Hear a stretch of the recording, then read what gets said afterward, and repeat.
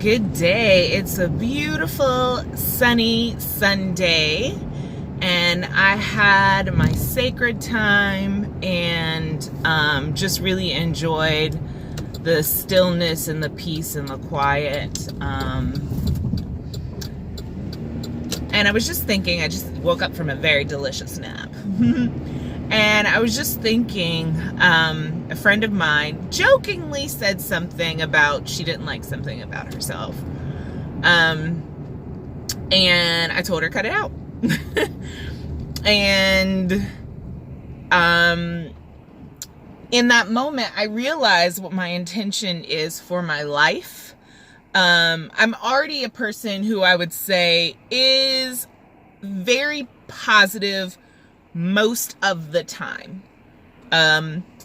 Positive, upbeat, wanting people to see the good in things, in hard situations. Part of that is that's just who I am, but also it's what I know.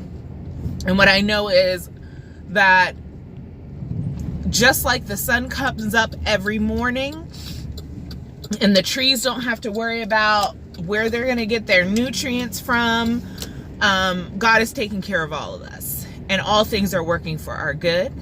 And even though we can't see it, when we can't see it, and I also know that this life isn't just about us, that we are part of the same whole. And so because we are one, we are all interconnected, and we go on, life goes on. And so what I really started thinking about was the fact that I am introducing this contract to my friendships, unbeknownst to my friends, but they already know that's kind of who I am anyway. But there's a lot of times when we want somebody to commiserate with us, right? Something bad is going on, and we just want somebody else to be like, man, that sucks. And, just kind of allow us to have our moment of frustration and, misery. And, the thing about that moment of frustration and misery is that it doesn't end there. It doesn't end there, right? Because when we have moments of frustration and misery, unless we have a moment where we choose something else, we understand what is presenting and we realize that we don't want that, and so we choose something else. Unless we choose something else, we stay in that moment, and sometimes it goes even lower into even lower level emotion. And so I am choosing to be that which uplifts, does not commiserate.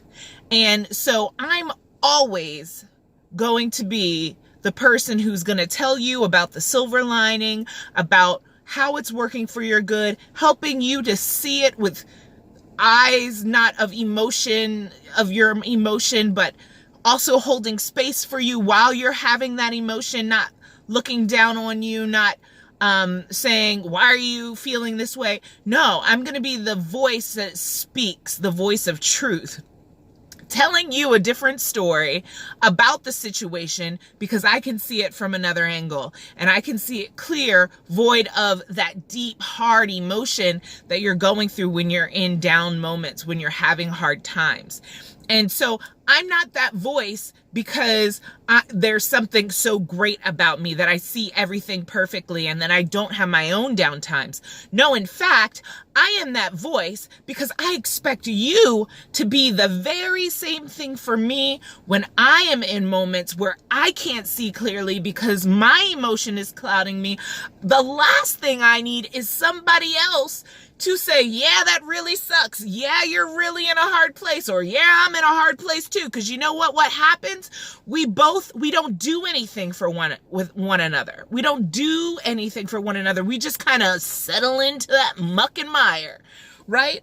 But that's not what I'm about. That's not what my friendships are going to be about. My friendships are going to be uplifting, loving, creative, beautiful, just relationships that allow us the space we need to feel what we need, but then also for me to hold that anchor for you, not anchor down, but anchor high up in the spirit, so that you can, when you're ready, I can give you that little tug that you need, and you can lift yourself up to the place where, in my head, I just heard, Lord, lift us up where we belong. Yes, to lift us up where we belong, because Lord knows there's enough things in this world to keep us down. Relationships with others. If you know God, if you know the presence, if you feel any sort of connection with the divine creator, your job is to be that which lifts up, not sits down in the mud and plays around and has a pity party. I'm going to let you have your pity party, right? I'm going to let you have it. I'm going to hold space for you. I'm going to say, hey, you know what? There's a hose right over here. We can get up out of that mud. And I'm going to just share with you what I see from this situation, because there's always good emerging, and there's always good seeking to emerge in us. So, my relationships, if you're in a relationship with me, just know we're not having pity parties. We might have had some in the past, but that's not who I am now. This is new Aunt Viv, not old Aunt Viv, and we not playing that game. So, have a great day, and I'll talk to you soon.